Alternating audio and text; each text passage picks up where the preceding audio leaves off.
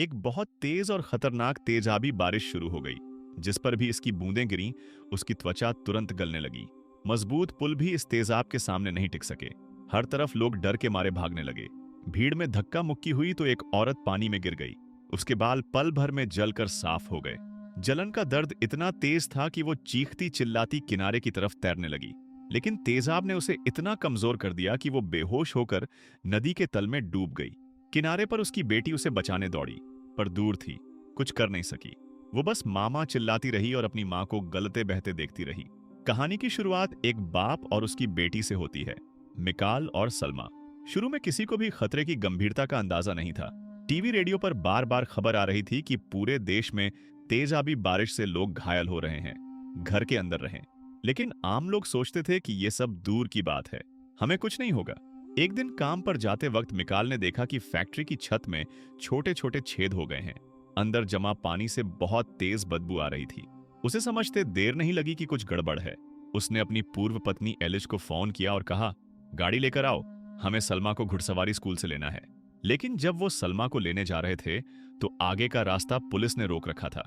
ऊपर काले काले बादल बहुत तेजी से उनकी तरफ बढ़ रहे थे। मिकाल ने गाड़ी को खेतों में से निकाला और तेज रफ्तार से भागने लगा। उधर जंगल में सलमा और उसकी सहेली घोड़े पर सवार थीं। उन्हें कुछ पता नहीं था, लेकिन घोड़ों को पहले ही खतरा महसूस हो गया था। घोड़े बेकाबू हो गए। फिर हल्की हल्की बारिश शुरू हुई। जहां भी बूंद गिरी, वहां से सफेद धुआं निकलने लगा।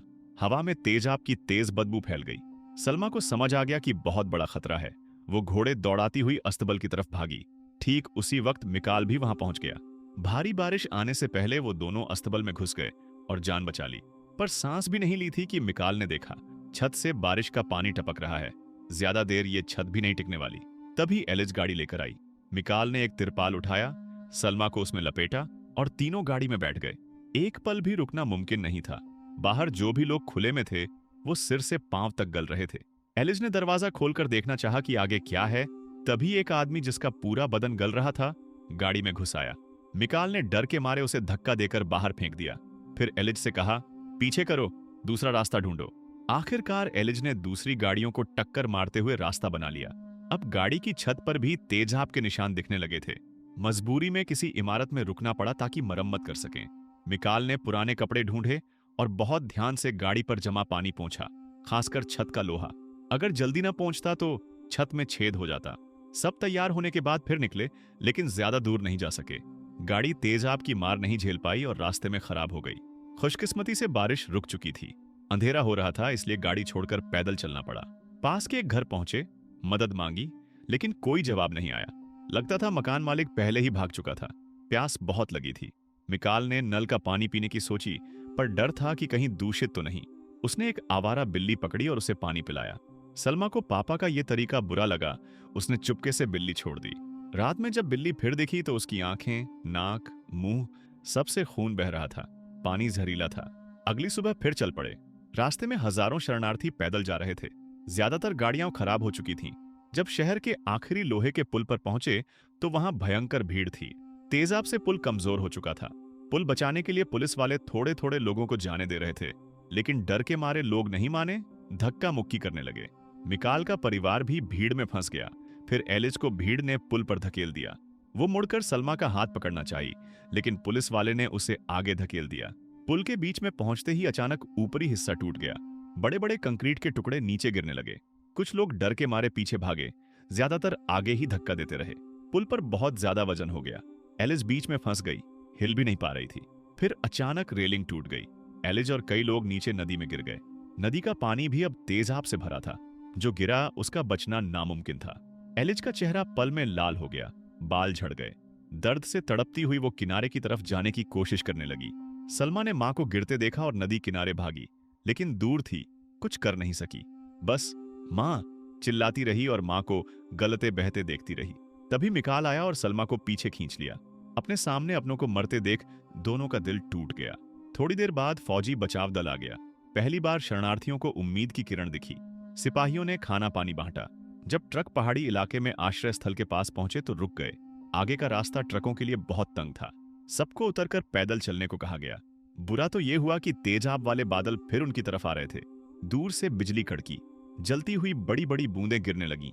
हर तरफ तेजाब की तेज बदबू। सब डर के मारे आगे भागने लगे। सलमा के पैर जवाब दे गए, वो जमीन पर गिर पड़ी। मिकाल ने उसे गोद में उठाया और जोर लगाकर आगे बढ़ता रहा। पीछे बारिश तेज हो गई थी।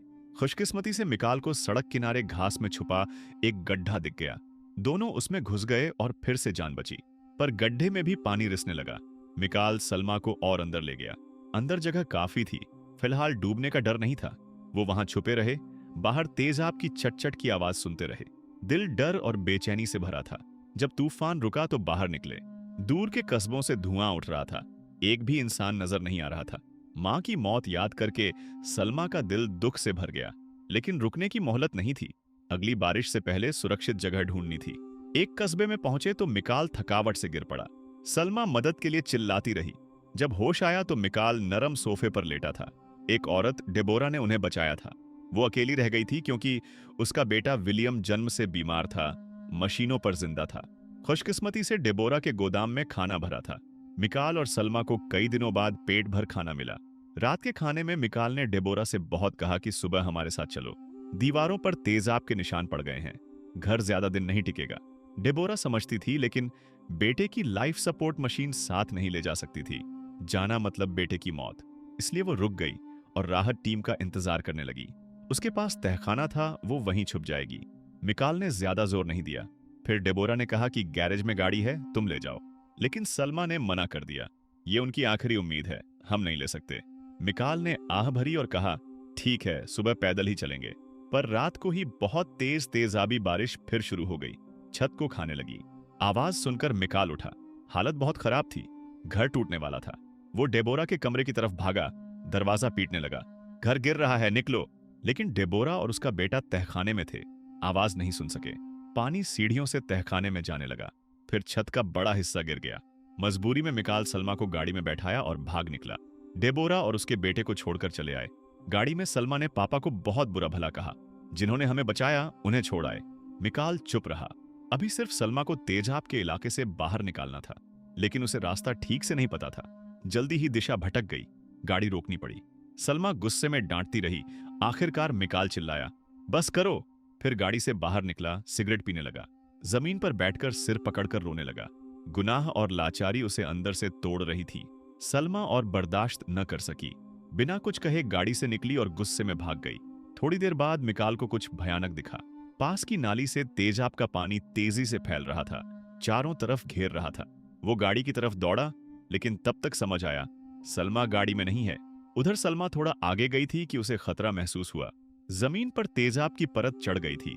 डर के मारे वो पास के ट्रैक्टर पर चढ़ गई और पापा को पुकारने लगी। ट्रैक्टर नरम, गली हुई मिट्टी में ढंसने लगा। उसकी चीखें सुनकर मिकाल ने गाड़ी को पूरी ताकत से उसकी तरफ दौड़ाया, लेकिन थोड़ी ही दूर जाकर गाड़ी कीचड़ में फंस गई। मिकाल गाड़ी से कूदा।